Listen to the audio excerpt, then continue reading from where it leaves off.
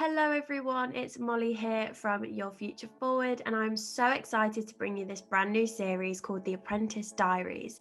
It's completely dedicated to apprentices in celebration of National Apprenticeship Week, and it's full of conversations with loads of different guests from top firms and top companies to give you an insight into what it's really like to be an apprentice. Don't forget to leave a review on Apple Podcasts if you do enjoy them. That would really help us reach more people and help more people that are considering apprenticeships. So it's massively appreciated from our side. But for now, enjoy the episode.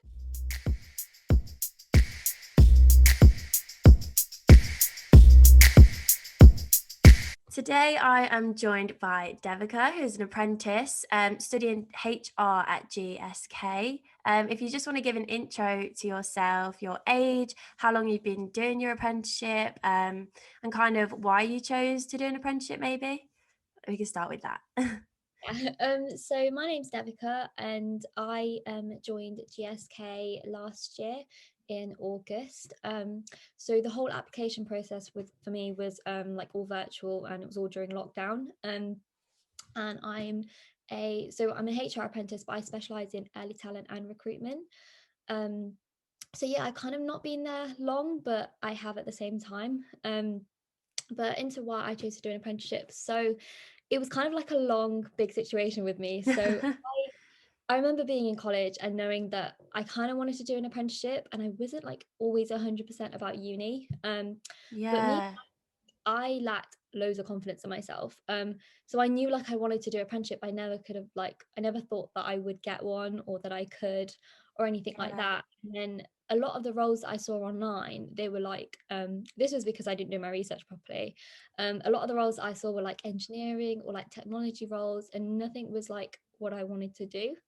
And And I did knew you know? Did you know what you wanted to go into? Yeah, as in like I knew what like I would have if I wanted to go into work, I knew I wanted to go into something like within the business sector. But I didn't want to study like a business degree at uni because I just felt it was something that I wanted to go into like work-wise rather than study it more. Yeah. Just the type of person I am, I just feel like I'm more hands-on and I wanted to get into the Mhm. world of work. So yeah, I didn't really like look properly and things like that. And then I kind of like took a year out because I had a few like issues and things like that. And then I guess during lockdown, so I applied to just like a few jobs in general. Like I was kind of looking at apprenticeships and looking at jobs at the same time, but I was never really properly committed to like properly looking. Um, Yeah. so, like I had a few jobs, so I had like the contact tracing like job, like because I just wanted to get like a little bit of money and stuff. And actually, funny enough, you won't know this, but when I followed you on Instagram, I'd always see like your stories and stuff, like how you'd be at Google and like Back in the good old days when things weren't yeah, virtual. I was looking at it, like, I really wish like I just kind of went for it and applied Oh, to be in that situation. that's so nice. Um, Genuinely. And Yeah, and a so quick bit of context for the listeners, actually. We used to go to school together. I should have said that in the intro, but yeah, we were in the same business class at school and had the same amazing teacher, which I'm sure has influenced a lot of your decisions. But I spoke about that on my personal YouTube and stuff. so wait, where was I? I had the contact tracing job, and then I knew that like wasn't long term for me, and I was still kind of thinking of like decisions long term wise, career wise. So I remember like having a talk. So my boyfriend was really supportive with all of this, and he helped Yeah, me like a lot. And he actually also does an apprenticeship. He's doing amazing. a engineering degree apprenticeship. So it was kind of like a mix. Like I see his lifestyle as well, and I think, oh, I wish I could do something like that too. So we were just like looking for jobs in general, and then I thought, let me like look like business wise, what would I like to go into the most? And then I thought probably HR. I mean, that's probably what I feel like I would be most suited to. And why So is that? Did you kind of look at skills and kind of assessed what you've yeah, always I think enjoyed? yeah, like personally, like I feel like my personality a lot, and I feel like what I learned in business, like just about employee relations and things like that, it kind Yeah. of mixed in. So I did A-level psychology, and Mhm. I feel like it all kind of mixed in a little bit together. And it just seemed like the topic that I was most interested in, Yeah. and just something that I saw myself in kind of the most. Mhm. When I did like research and things on this, I knew that you had to have a CIPD. which is like a HR qualification. So you get like level 3, 5, and 7, and then you have to pay for it. But that wasn't really what I was like thinking. I was like, oh, do I really want to pay for a qualification and then have no Yeah. job? Yeah. So then, like, I was like, what if I actually look for an apprenticeship that's in HR? Maybe they might offer it It's like anyway. the penny dropped and you're like, Yeah, oh. amazing. So that's when I came across GSK's HR apprenticeship on Get My First Job. Yeah. And I read the job description. I was like, oh my God, this sounds so much more fun like than the other apprenticeships that I've kind of seen, like for me personally, obviously not to anyone Yeah. else. Yeah, I saw these and I was like, I don't know, this just seems more like me. Because it's more of like a little bit more of an active role. So obviously if it wasn't for COVID and everything, like I'd be able to go to unis and like career events and open days and do like talks like that. And just Okay. like It's that. And I almost thought, like an outreach role where yeah, you're going out to different exactly. places. Yeah, so that's like part of the job, and then I have like the other part as well. But that just all kind of appealed to me. I was like, oh, that's great, like it will increase my confidence and things like that. Mm. So yeah, anyway, I applied. Although when I applied, I didn't know that GSK was actually a big company. um They're huge. yeah, yeah, exactly. So before, when I was applying as well, like I never applied for like big companies because I just, again, I was like, I'm probably not gonna get in, like there's no point. I don't even want to Well, apply. look at you Yeah. now. Yeah, so that's what happened with this. But this way, I actually didn't know that they were a big company, which was kind of a good thing. um Yeah. Yeah, I guess it helped your confidence in the application yeah, process. And just quickly, for anyone that doesn't know what GSK is, do you want to just give a little brief? Because I think a lot of students would be in the same position. I think if you're not in the working world, you've probably never heard of them. no, GSK are, so they're one of the top pharmaceutical companies in the world. So some products that you might recognize from them are like Aquafresh, Sensodyne, Yeah. Panadol.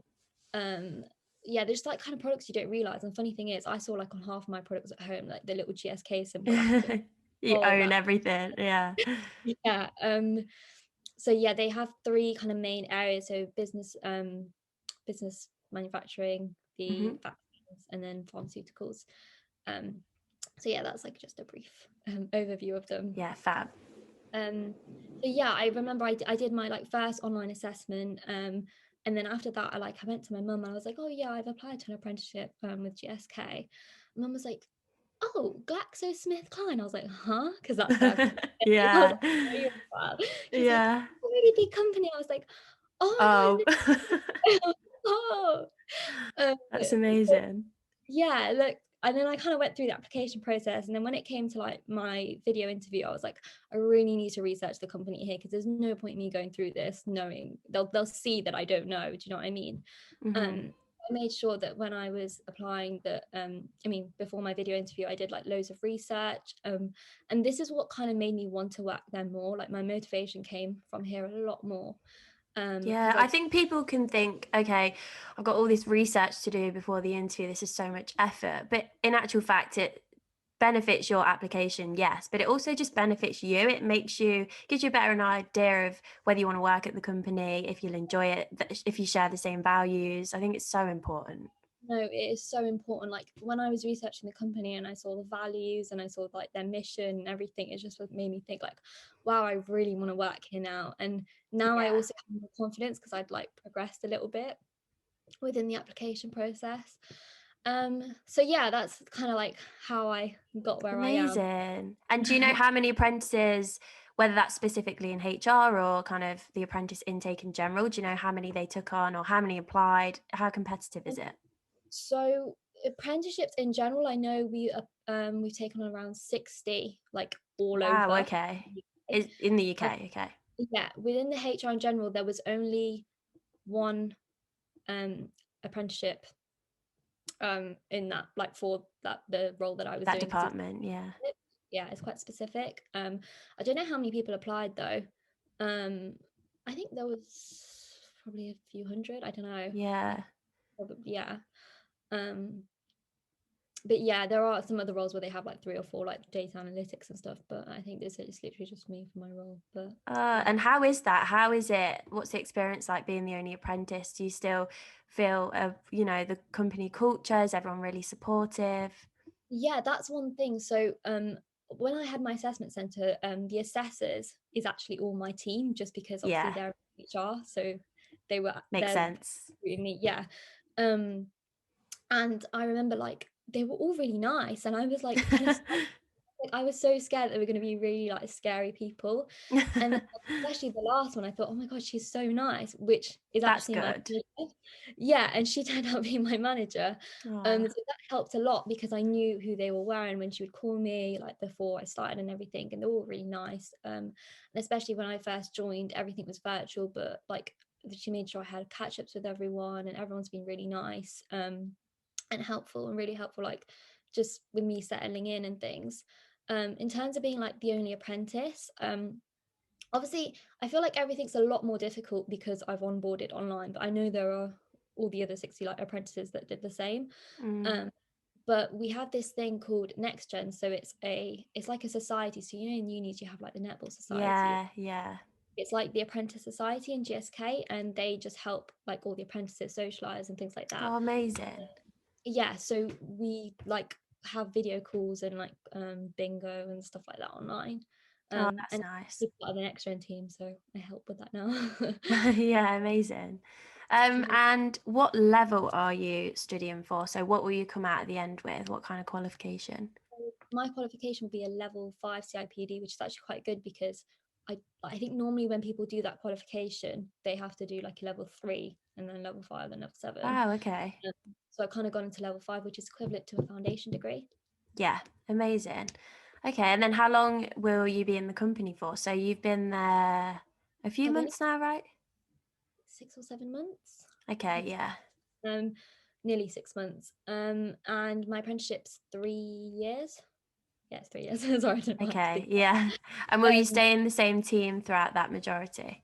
yeah, I'll probably stay in the same team, but I'll be able to as well like explore different areas of HR, so I'll probably do like little Okay. projects, other people. Oh, um that's good. And I think, do you know, it sounds like with a lot of companies, the apprenticeships seem really flexible, where of course you have your day-to-day responsibilities, but it seems really flexible where if you're interested in something, you can kind of jump around to different teams, and kind of just explore your interests, I guess, which yeah, I think is a real benefit to an apprenticeship because, yeah, it's kind of not the full responsibility of a proper job just yet. um, yeah, yeah. It is difficult though as well, like I would say studying and doing your work. It's like, you know, when you have your day-to-day work and you're busy, like it's fine, you can kind of catch up on that, but the studying takes so much energy out of you. um yeah. Trying to do both at the same time is slightly difficult, but I think it's worth it considering what Yeah. you get with it. Is definitely worth it. 100%. And I've always said with apprenticeships, you get out what you put in. So I think it's completely up to you, kind of, yeah, the sort of reward you get back. And I guess just to round up the episode, what's one thing for someone considering applying for an apprenticeship, or maybe specifically at GSK, that you'd kind of tell them, maybe your biggest takeaway from your experience of an apprenticeship so far? Yeah, so my biggest takeaway would definitely be to have confidence in yourself. Like I lacked this so much. I really did think I could get an apprenticeship or work in a big company, but you literally just, what you do is you do your initial application and you research the company, and that will help you. Because I'm the type of person as well, like if someone said to me like last year, oh, what are your strengths and what are your motivations, I'd be like, oh, I hate that question, I just don't know. Don't ask me It silly doesn't mean- questions like that. yeah, it means like it doesn't mean that I don't have any. It's just that I find it really hard to Voice kind of it. distinguish them, write them down. Yeah, but I feel like when you research a company and you see their values, you're like, you kind of look at it, you're like, oh yeah, I believe that too, and then that's already your motivations that you've just kind of realized yourself. Yeah, um 100%. And even if it's the opposite to, okay, that's not the same as me, it's still a step forward because you've realised what you don't like in a company. yeah, exactly. But when you research a company, yeah, it just helps you kind of know exactly why you want to work there, and that's really what a company wants to see. They want to know why you want to work there, why you want to do an apprenticeship. Yeah. um, and then like for interviews and stuff, you just got to be able to prepare for this in a way that it's not scripted. It's got to be genuine as well. Like you don't want to Yeah, pretend to be someone. If you're being like you're pretending to be someone else, then maybe it's not right for you. um, exactly. so yeah, I guess that's like my biggest like advice I'd probably give. Yeah. Yeah, no, that's really insightful, I think, and I'd agree with it all. And I feel my experience was probably really similar to yours. So, yeah, hopefully it's been insightful for the people listening. I think you've kind of gave a really great insight to your experience, and yeah, it's been really interesting to hear about it too. So thank you so much for coming on the podcast, and I'm really excited to release the episode. Yeah, and good luck to anyone that's thinking of applying or is applying. Just trust the process. Yes, trust the process, and it will all work out in the end, hopefully. But yeah, thank you so much, Debica. It's okay. If you did enjoy the episode, please leave a review on Apple Podcasts and share with any friends or family that you think might find this useful. There are so many other episodes with incredible guests, so don't forget to check those out. Follow us on Instagram and TikTok at Your Future Forward, where we share loads of different career advice and tips to help you navigate this working world. Thanks again for listening to this episode, and I really hope you enjoyed it.